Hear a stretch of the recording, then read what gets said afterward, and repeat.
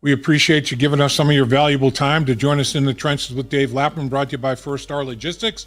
And you made a great decision because our guest, Jimmy Burrow. That's right, father of Joe. He's been with us many times, a great guest, and he's got a lot of good things to talk about.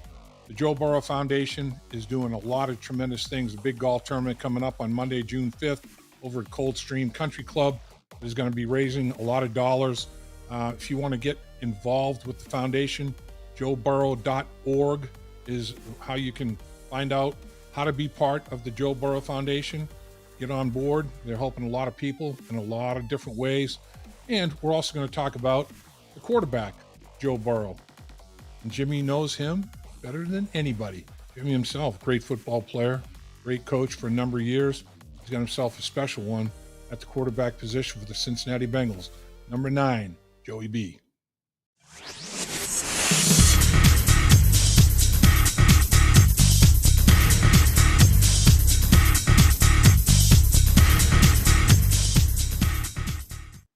Thanks for joining us in the trenches with Dave Lapham, brought to you by First Star Logistics. And we've got a real good friend of our show, Jimmy Burrow, the man, the legend, Joe Burrow's dad, right? I like your introduction, Dave, but the legend is stretching a little. We certainly do appreciate your time, sir.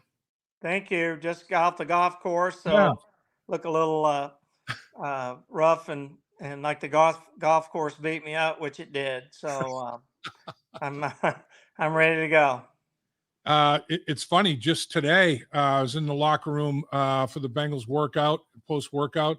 And I was talking to your son. I said, Joe, how's the golf game? He goes, well, he said, I'm it's not where I want it, but he said, I know if I put some time into it, I know I can be pretty good.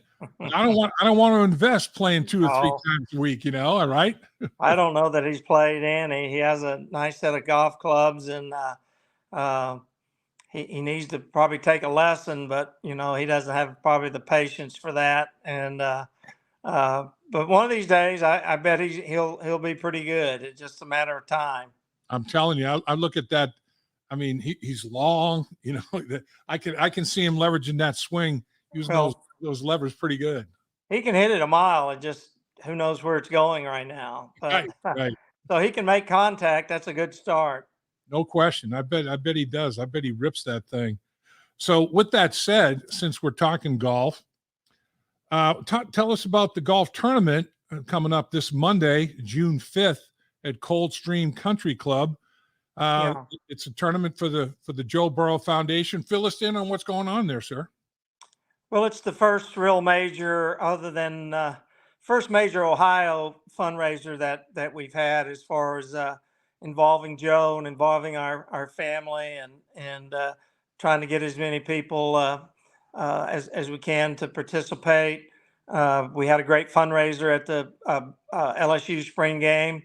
So we did a lot of good down there, and this is really the first one here. So it's a lot going on, but we sold out the foursomes within a day. So that's all good.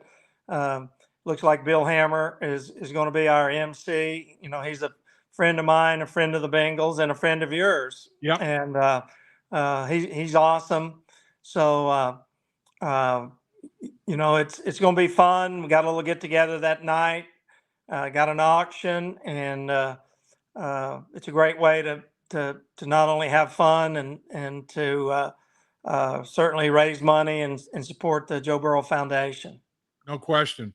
Coldstream Country Club, it's impressive. It's an impressive layout, no question about that. And then Joe Marinick at his house that night. Where do you see that house, Jimmy? Woo, man! It looks like, I've seen it. It looks like a castle, so I'm excited to be there. Yeah, he's got a view of the Ohio River that just won't quit. And Joe is very philanthropic guy, and it's good that that's going on. Looking forward to that on Monday, June 5th. What else is going on? I guess you've got the Do Good shirt competition that goes that's June 6th.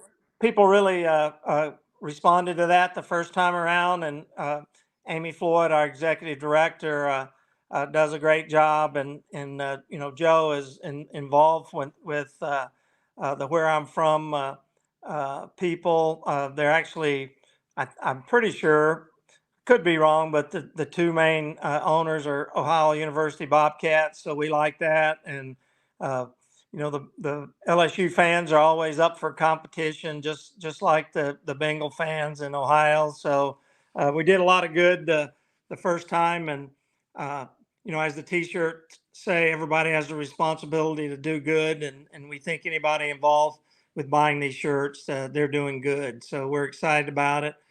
Raised a lot of money the last time, and anytime, once again, you can have fun, whether it's a golf tournament, a spring game, or competition like that to raise money for a good cause, then it's a lot of fun.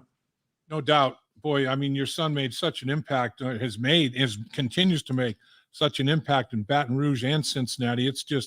It's incredible. It really is. Anything else to make mention of with the Joe Burrow Foundation? Jimmy, I know you guys have done some great things for some families already. Yeah, first of all, anybody that's willing to donate, joeburrow.org, you can get on that website and see some of the things we've done, some of the things we're trying to get done. We've helped families, 20 of them there at the Cincinnati Children's Hospital.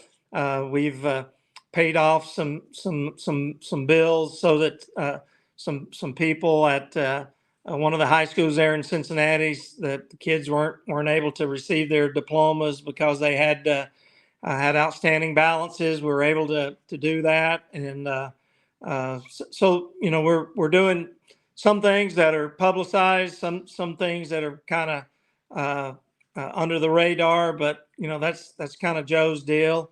He doesn't like to just go out there and promote everything and say we're doing this and that, but there's a lot of good things going on with the foundation. People are super supportive, and it's only going to get better from here.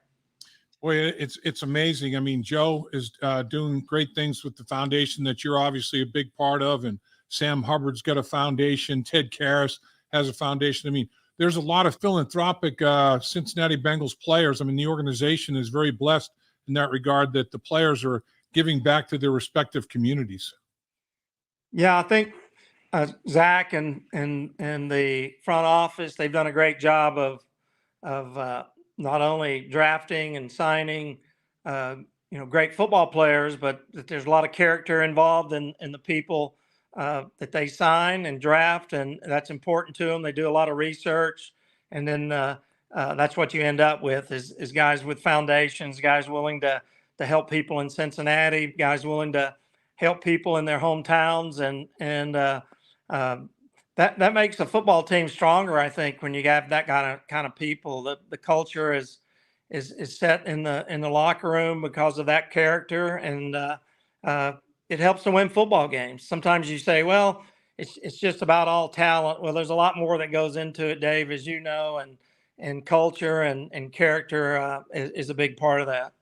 No doubt about it. You know all about that, coaching as well as you had for so many years, and playing yourself at the professional level too. And I mean, but boy, it's great when the players in the community and the organizations in the community all start to bond. I mean, that's all really good stuff. There's no question about that. Let's talk about your son for a little bit, man. Yep. Joe's been working hard. I'm looking at Joe, and he's looks swole to me, man. I mean, he's put on some good mass. I mean, very, very productive mass. He's always been into lifting weights, probably more so than maybe most quarterbacks. Dak Notestein does a great job. That's his personal strength coach. And then the Bengals, take over once the different phases start, like it did a few weeks ago, and they push him forward even more. He's got where he doesn't like gaining and being really 220 or so. So he's conscious of his weight. He eats good. And then with the weightlifting and the fact that he's been healthy in the off season, at least up until this point, that's what you end up getting is a strong guy that's in shape and ready to go. Yeah, I mean, he looks really, really good. Knock on wood. I mean, the football gods better be kind to him because, man, I think he probably looks and feels as good as he's ever looked and felt this time of year in his professional career, right? I think so. I mean, he's always in shape. Even probably this time last year, he might have been similar. But then a few weeks later or a month later, the emergency appendectomy really set him back. I Yep. think it I think it caused some issues early in the season, but the one good thing about Joe is he likes lifting, he likes training. That's what Joe does, and if he's healthy, then he puts a lot into it, and he's been healthy so far this year. I don't think I've ever seen a guy that is more competitive than your son. I mean, he's quietly competitive, though. I mean, he is so controlled. I mean, the controlled competitiveness is just that's a tough thing to balance sometimes, right? I mean, he has a perfect balance of that controlling himself, but uber competitive as well. Yeah, I mean he definitely is competitive, always has been. Uh, he loves winning and he doesn't like losing. So that's probably for a professional athlete that's a good thing. But he certainly understands that here and there you're going to lose some games. But he's surrounded too by my understanding a lot of competitive guys, and that's what you need to be able to succeed in the NFL. I mean, he competes at ping pong. We have these little electronic Yahtzee games or whatever, pool. He doesn't like to lose in those either, so that carries over onto the football field. We were just talking with Logan Wilson here a little bit ago, and he's healthy. He had the torn labrum, and Yep. he feels as good as he's felt in a while. Sam Hubbard, he said his body feels as good as it's felt in a while. Joe is back to the situation where, like you said, prior to the appendicitis, where he was, and it just, knock on wood again, if this football team can stay healthy on top of everything else that it's got, I mean, we know that's the variable nobody can control, is that injury variable. And if the football gods are kind, no telling what can happen this year. Yeah, I think they've done a good job of creating depth too, because you are going to have some injuries. You just hope that they don't all hit you at the same time, maybe like it did in the playoffs last year. But there's Right. depth pretty much all over the place, offensively and defensively. And you can't play as many games and as physical of a game as the NFL is um, to not have injuries. And people are going to have to step in and step up, and that's all part of it. The guys that came in there last year did a great job. The Buffalo game was a great example of guys coming in and all of them performed great. And you hope that doesn't happen, but I think they're prepared for it in case a guy goes down here and there or misses a game or two. You just don't like to lose a whole bunch of them like right before the playoffs like we did last year. Right. No doubt about it. Well, seeing Irv Smith Jr., what he shows out there, OTAs, I know it's shorts and pretty soon shorts and T-shirts, helmets will be donned here next week, but it's the early stages of football. But just watching what he brings to the table in terms of size, speed ratio, and those kind of things. They drafted another couple of wide receivers for Joe, and sign Irv as a free agent at the tight end position. Hayden Hurst did move on, but is Joe talk to you at all about these new weapons at all, Jimmy? Yeah, I mean, just briefly. I mean, he likes Irv. He says he runs great routes. He's got speed. Certainly, you don't know anything about blocking ability until you get on pads and those type things. But I think he's been impressed with Irv, from my understanding, and then really all the guys that were drafted.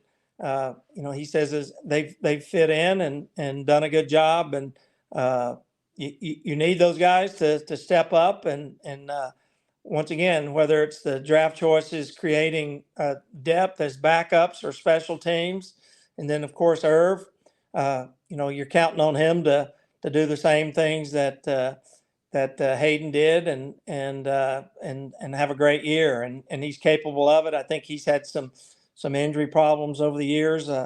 Joe played against him, I think, in 2019 at LSU when it was at Alabama, and he was a big part of that Alabama team. So he's talented, he's tough, and being from Alabama, he's one of those ultra competitors, or you don't survive with Nick Saban. So he's got a good background, and I think he's going to be have a big year for us. Talking about Irv Smith Jr., the wide receivers that were drafted, the defensive backs that they drafted in the early stages of the NFL draft can all run. I mean, this football team has outstanding overall team speed. You as a coach that had great success for a great number of years, how valuable is overall team speed? I mean, can you put a price tag on that, or is it priceless? Well, you got to have some other traits and characteristics other than just speed, but that's Right. that if you don't have speed, then none of the other things matter really in the NFL. So I think they've put a premium on speed and really all their draft choices offensively and defensively. So certainly the more speed you have on the field, the more opportunities that you have to be explosive on really both sides of the ball. So impressive so far, and then the next step, putting on pads, seeing if they can block and tackle and catch going across the middle and those type things. Dave, everybody looks pretty good in shorts and t-shirts, but everything that I've read and I understand, all those guys are capable of doing well once we get on the pads also. Right. I mean, I've seen over the years some underwear ball All-Americans that might not be once you get all the pads on, but a lot of times it does translate. It's and then speaking about special teams, Darren Simmons, when you have great team speed, it trickles down to special teams. And my question to you, Jimmy, is what do you think about this fair catch rule? I mean, why don't they just take away the kickoff return and put the ball at the 25-yard line? That's basically what they're doing anyway, I guess. I don't know. I mean, you can fair catch it in college, and so I'm sure supposedly all of the rule changes, or a majority of them, are for safety issues, but Right. I don't know. Just once again, reading between the lines, and I read things like everybody else. I'm not sure the head coaches were on board with that, but the owners can make those decisions unilaterally, and at least in their minds, it's in the best interest of the game. But it'll be interesting. I've seen other leagues, trying to do some different things with the kickoffs.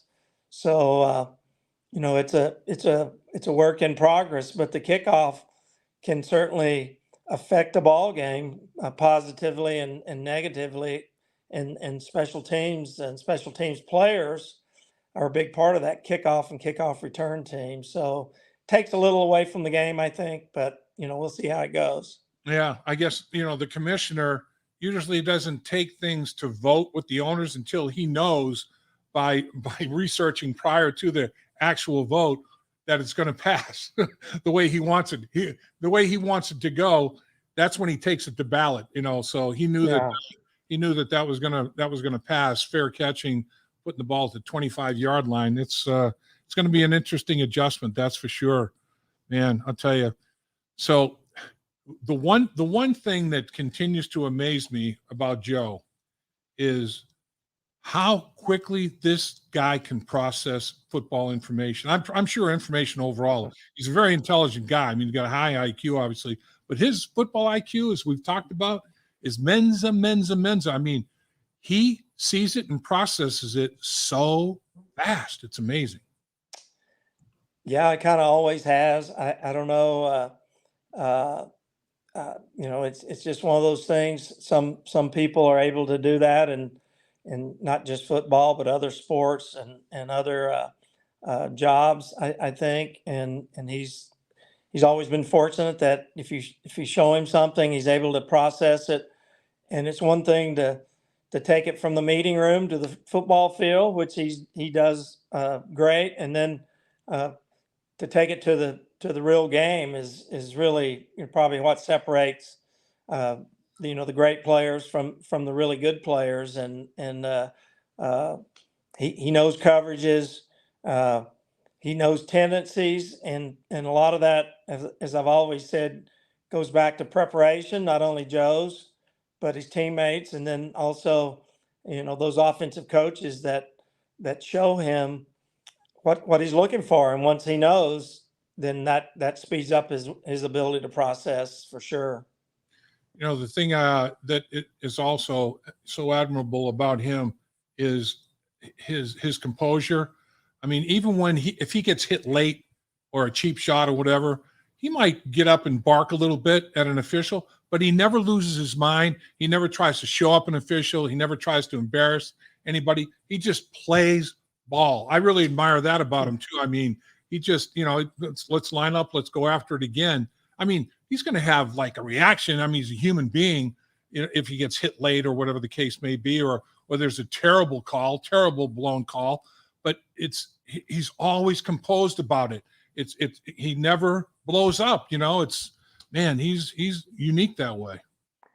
Well, I think that's what he thinks and knows his role is as a leader to not show those kind of emotions that are negative. So what good does it do to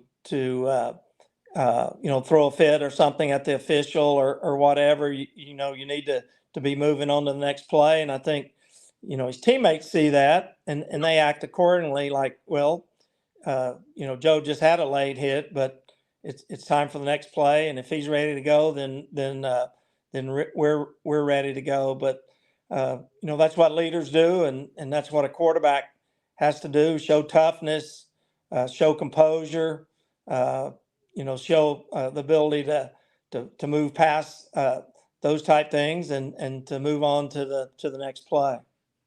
No doubt about it, Jimmy. You've raised an unbelievable football player, but most importantly, an amazing human being. And what you guys are doing as a family, the Joe Burrow Foundation, is extraordinary. And best of luck with the golf tournament coming up on Monday over at Coldstream Country Club. Continue to do all the good that you guys are doing in multiple communities, Cincinnati, Baton Rouge, and others. And you're an extraordinary family, and we thank you for your time, sir. Thanks, Dave, and you have a good summer, and I'm sure we'll be in touch and see each other down the road. Thanks a lot. Hit them long and straight. All right, thanks, Dave. Dave Lapham here, and every day I am grateful for my experience to have played professional football.